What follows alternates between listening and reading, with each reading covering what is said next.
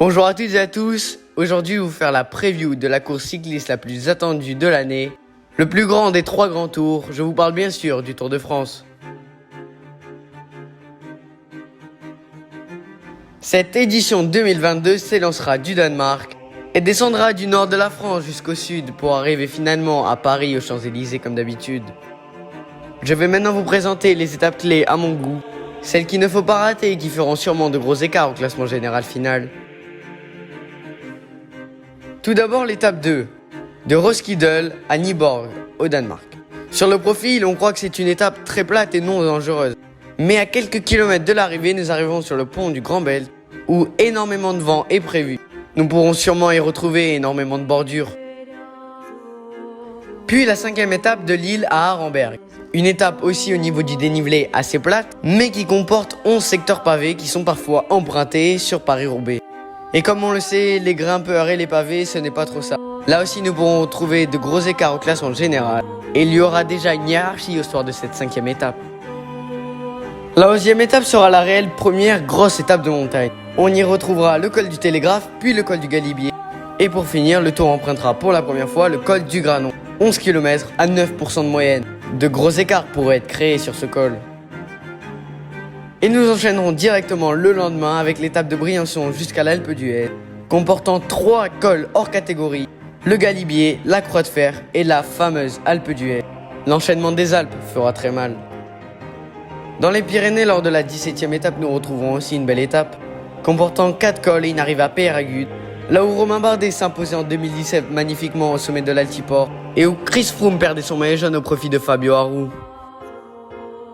Et le lendemain, de Lourdes à Hautacam, la dernière étape de montagne de ce Tour de France, qui comporte 2 cols hors catégorie et un col première catégorie. L'arrivée sera jugée à 1500 mètres d'altitude, après ce col de 13 km à 8% de moyenne environ. Et la veille de l'arrivée, nous pourrons tout de même assister à de nouveaux renversements, avec le contre-la-montre de 40 km qui devrait déplaire aux purs grimpeurs. Même s'il est assez vallonné, les Pogacar ou Roglic seraient normalement avantagés. Je vais maintenant vous présenter les outsiders et favoris de cette édition 2022.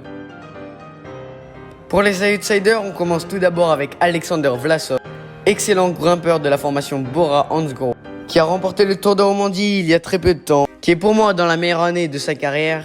Il a en plus une très bonne équipe derrière lui. Je pense qu'il visera le podium à Paris.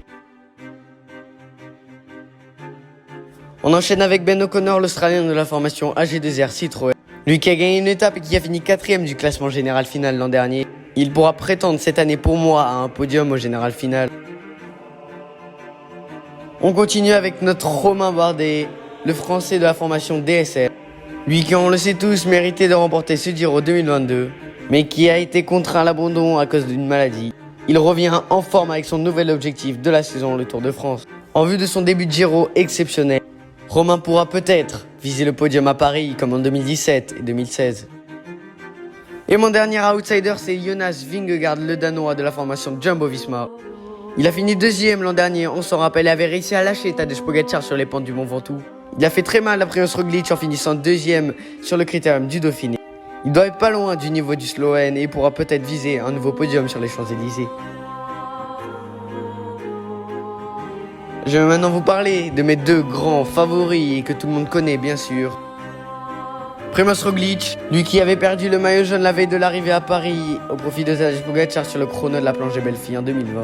En 2021, il avait été contraint à l'abandon suite à une chute. Et en 2022, il a franchi toutes les étapes pour remporter le Tour de France, en remportant Paris-Nice en début de saison et il y a quelques jours le critérium du Dauphiné. Malheureusement pour lui, une nouvelle fois, il y aura le double tenant du titre Tadej Pogacar, lui qui avait écrasé la concurrence en 2020 et 2021. En 2020, il avait été confronté à Primož Roglic et s'était battu jusqu'au dernier jour. Et en 2021, il avait froissé ce Tour de France. En 2022, il a remporté l'Strade Bianche, Tirreno Adriatico il y a quelques jours, le Tour de Slovénie. Nous allons maintenant parler des favoris pour remporter le maillot vert des meilleurs sprinters sur ce Tour de France. Nous retrouvons Caleb Ewan, un des meilleurs sprinters mondiaux australiens de la formation Lotto Soudal, qui aura une équipe totalement pour lui, qui a connu de la malchance sur ses derniers grands tours, à voir s'il s'est amélioré en montagne pour passer les bosses et aller chercher les points sur les sprints intermédiaires. On retrouvera aussi Fabio Jakobsen, qui est pour moi le meilleur sprinter actuel mondial, le néerlandais de la formation Alpha Vinyl qui aura une équipe totalement pour lui. Il a déjà remporté le maillot vert sur la Vuelta d'España, alors pourquoi pas. Mais pour remporter le maillot vert, mon ultime favori, c'est bien sûr Wout van Aert, qui a remporté le maillot vert déjà sur le Critérium du Dauphiné 2022. Il s'est passé les bosses et il sprint très bien. Il sera vraiment très avantagé pour remporter ce maillot. Et pour finir, nous allons parler du classement de la montagne. Même si c'est dur de faire des pronostics sur ce classement, il n'y en a qu'un pour moi qui peut s'imposer. C'est Thibaut Pinot, le français de la formation Groupama FDJ. Lui qui a bien dit qu'il viserait les étapes et peut-être le maillot à poids. Il est pour moi le grand favori pour ce maillot. Il l'avait déjà porté auparavant sur notre Tour de France. Et à quelques jours de l'arrivée, avait été contraint à le lâcher suite à une maladie.